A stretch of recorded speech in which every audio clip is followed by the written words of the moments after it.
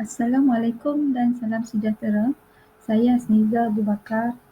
Video ini adalah direkodkan bagi tujuan PMP bagi khusus BFC 4301 Civil Engineering Software, iaitu bertajuk Planning and Scheduling using Microsoft Project version 2013 or 2016 Introduction. For today we will learn only part 1. Actually saya telah membahagikan kepada 3 slot, iaitu slot 1, 2 dan 3, supaya pelajar-pelajar dapat memahami dan mengaplikasikannya dalam latihan dan juga projek bagi sesi kelas secara distance learning semester ini.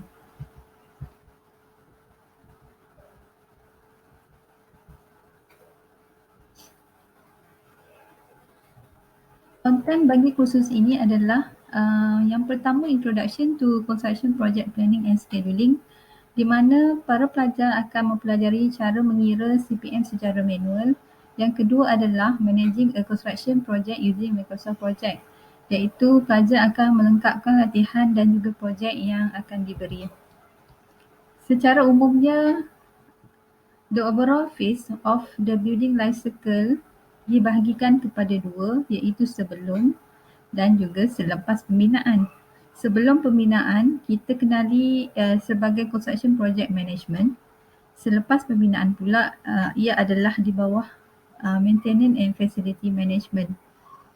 The overall phase life cycle ini kita juga pelajari dalam subjek atau khusus Sustainable Construction Management. Okey, dalam Construction Project Life Cycle atau CPLC dibahagikan kepada 4 phase, iaitu phase planning, design, tender and construction. Dan juga boleh kita kategorikan dia beberapa aktiviti ataupun work kerja secara off-site dan juga on-site. Kalau kita lihat di sini, 1 hingga 10 aktiviti adalah terdiri daripada off-site. Okey, manakala aktiviti yang nombor 11 dan 12 ni adalah on-site. Jadi kalau kita lihat contoh off-site ni adalah nombor 9, select contractor. Ia berlaku selepas fasa tender di sini dan ia kita kategorikan dia sebagai off-site. Jadi untuk latihan kita, Microsoft Project, kita akan memfokuskan apa aktiviti-aktiviti yang berlaku di dalam fasa on-site ataupun site phase atau fasa pembinaan sahaja. Okey, apa objektif project management? Of course lah, kita nak reduce project risk. Number 2 is kita nak understand project objective milestone. Number 3 is strategy to achieve objective and available resources. And number 4, develop framework for monitoring and controlling the project. Okay, process for development of work program. Firstly, kita identify activities. Number 2 adalah estimate activity duration from previous experience. And number 3 adalah develop activity sequence, iaitu hubungan setiap aktiviti. And number 4, kita akan develop work program. Okay, di sini adalah step-step bagi introduction to Microsoft Project. Pelajar-pelajar perlu follow step 1 hingga 10 untuk siapkan latihan dan juga projek yang akan diberi, di mana saya telah pecahkan kepada slide part 1, 2 and 3.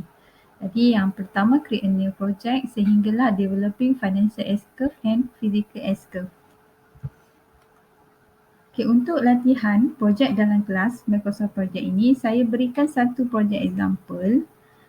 Pelajar perlu sedaya upaya membuat secara self-learning atau secara sendiri berdasarkan step-step yang diberi tadi, dan juga maklumat yang saya telah tetapkan, iaitu project name, iaitu cadangan membina dan menyiapkan komplek pelancong di atas lot 365, mungkin Sungai Terap, daerah Kinta Perak, Darul Rizwan.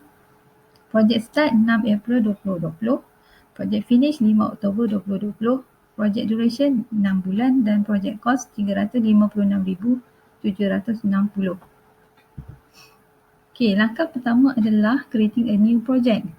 Pelajar perlu membuka Microsoft Project dan perlu menaip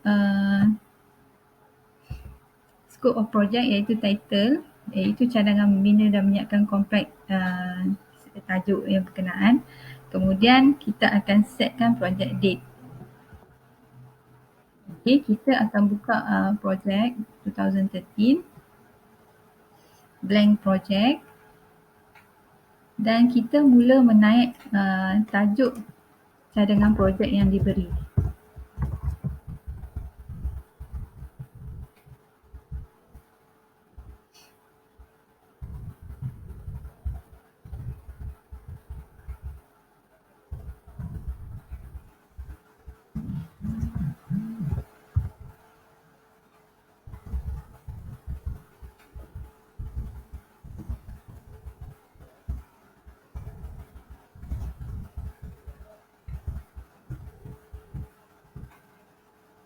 Okey, setelah itu pelajar perlu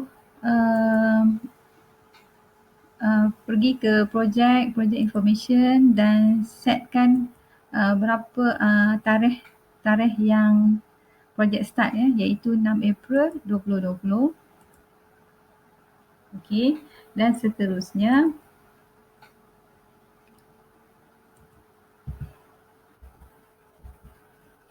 Okey, project planning WBS adalah aktiviti-aktiviti yang mengikut hierarki. Jadi perlukan masa, aktiviti yang melibatkan kos, aktiviti yang perlu diuruskan atau need to be arranged, aktiviti that need to be monitored. So macam mana kita identify aktiviti ini? Selalunya aktiviti itu akan diambil daripada dokumen seperti Bill of Quantity, drawing, architect, engineer instruction, standard of practice. Okay, step number 2 adalah inserting an activity ataupun menaip ataupun menaip semua aktiviti yang terlibat lah. Okey, caranya adalah seperti berikut. Okey, sebelum terlebih dahulu kita perlu refer exercise yang diberi maaf So jadi anda perlu melihat exercise yang telah diberi iaitu tajuk, duration, time, amount and juga description iaitu WBS iaitu aktiviti lah. So preliminaries, performance bonds and insurance, monthly report and progress, photograph and singular M&E, mechanical electric works. Jadi pelajar perlu menyalin atau menaik semula semua aktiviti description ini iaitu WBS ke dalam Microsoft Project.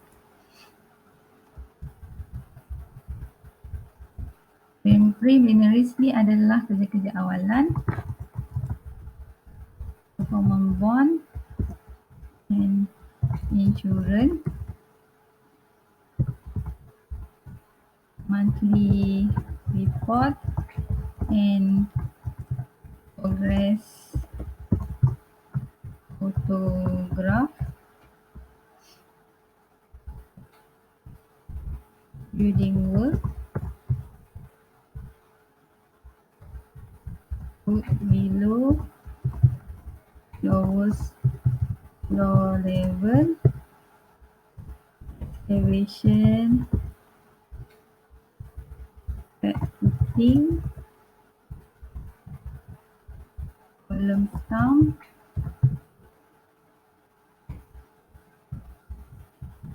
ground beam and slab, frame, column, roof beam, roof, steel roof, trusses, roof covering, wall, brickwork, plastering work, painting, floor and ceiling, floor, art, ceiling, and mechanical and electrical. Okey, setelah siap,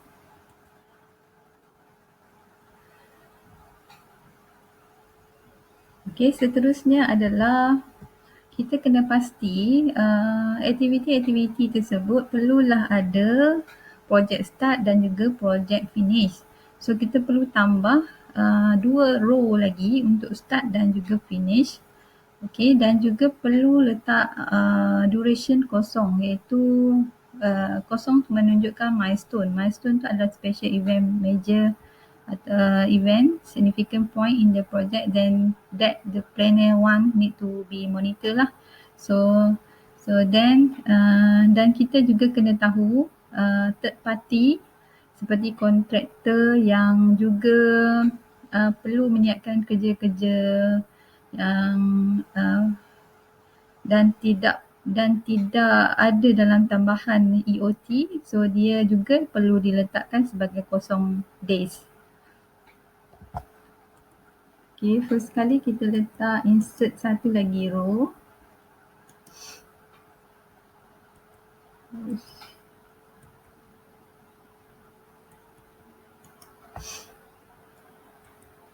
Start sebagai project start, iaitu dia punya duration tadi kita kata dia adalah milestone, dia adalah bukan aktiviti.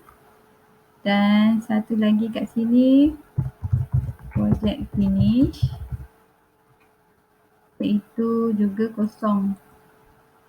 Okay, milestone kosong. M&E adalah subkontraktor lain iaitu third party. So kita letak dia sebagai kosong. Tapi kita perlu monitor dia di dalam kita punya scheduling. Okay, so bila dah siap,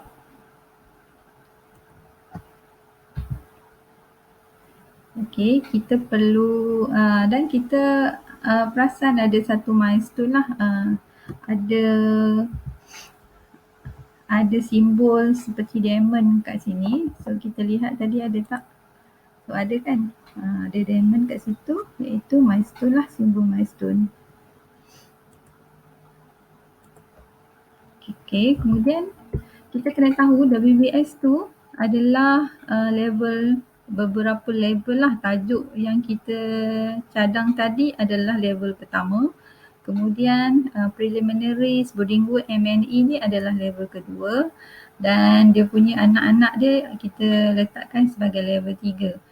Kalau ada lagi sub-group lagi, kita akan namakan dia sebagai level 4. Jadi kita perlu indentkan dia untuk buat WBS ni, creating WBS ni.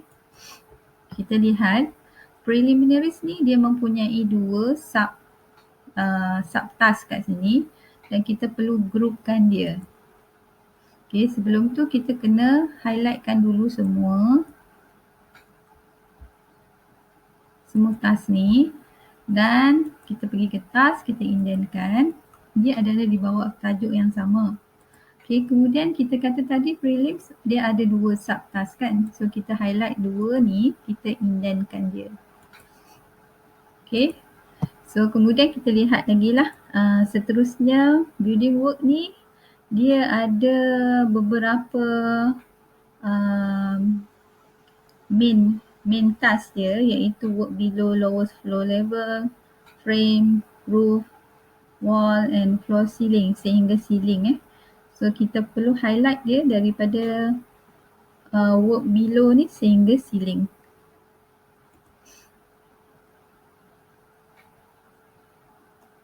Okay, work below ni sehingga ceiling. Okay, kemudian kita indentkan dia.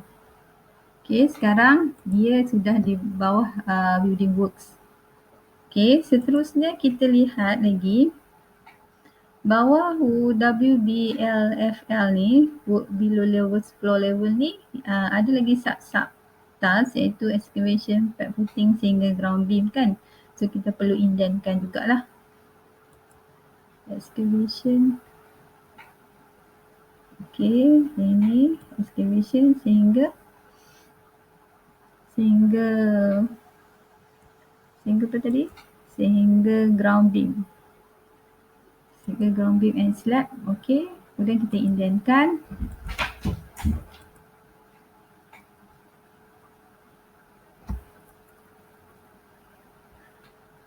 Okey, yang seterusnya adalah frame iaitu subtask kolom dengan roof beam.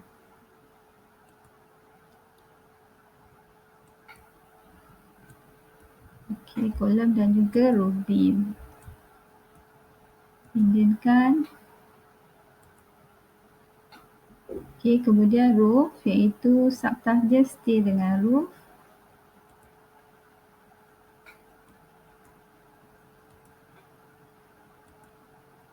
Okey, kemudian wall ada 3 subtask di bawah dia. Wall, single printing.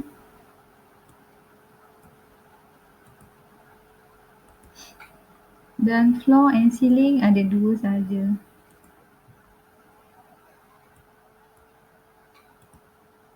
Okey, so kita nampak kat sini dah ada pergerakan ke kanan dan juga di kawasan sebelah kanan ni iaitu time scale dan juga chart lah. Okey, kemudian kita perlu insert satu lagi kolom di sebelah task name untuk kita tahu WBS dia ada berapa. Satu adalah level 1, kemudian main task dia adalah project start, prelim, building work and M&E. Lepas tu subtask dia adalah pecahan 1.21 lah. Dan jika ada lagi pecahan subtask ada lagi 1.2.21. So kita perlu insert kolom.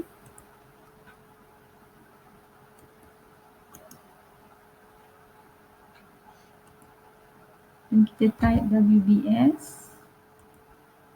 Okay, so satu kolom WBS terhasil seperti mana yang saya info tadi.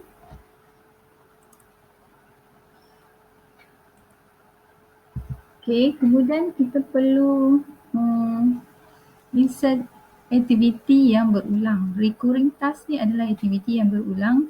Contohnya seperti site meeting di mana kita perlu sediakan monthly report. Jadi kita perlu highlight terlebih dulu monthly report and progress photograph ni dan kita perlu setting recurring task information. Okay, so kita perlu highlight terlebih dulu pada monthly report, kemudian pergi task, pergi recurring task. Sekarang kita type semula nama aktiviti tersebut dan boleh klik monthly untuk prepare monthly report setiap 25 hari bulan. Okay, dan berakhir sehingga bila tarikh project finish iaitu 5 Oktober lah. So kita akan tahu berapa bilangan monthly report yang perlu kita buat. Okay, so untuk monthly report yang original mula-mula tadi ni kenalah delete. Okay.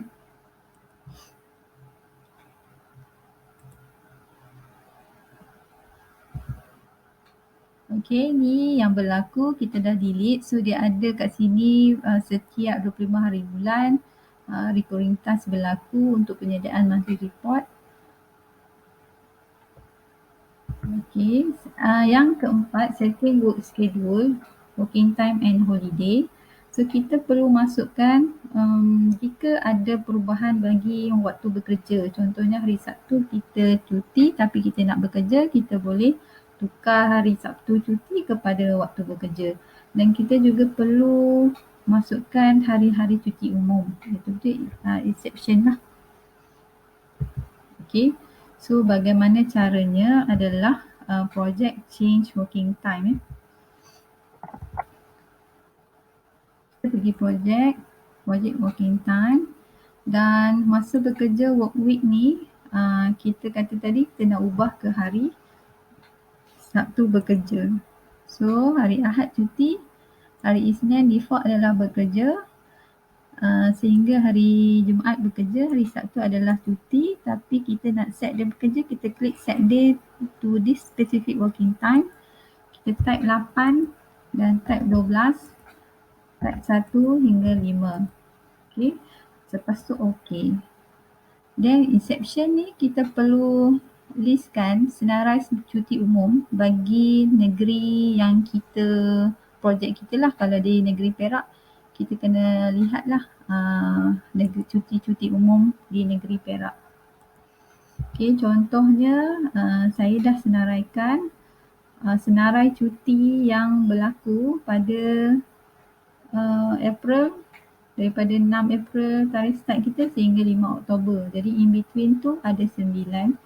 Jadi awak perlu type lah. Jadi kita pergi kat sini, kita type satu persatu. Contohnya hari pekerja, start dia 1/5. Okay, lepas tu hari Wesak 7 hari bulan 5. Seterusnya nuzul Al-Quran 10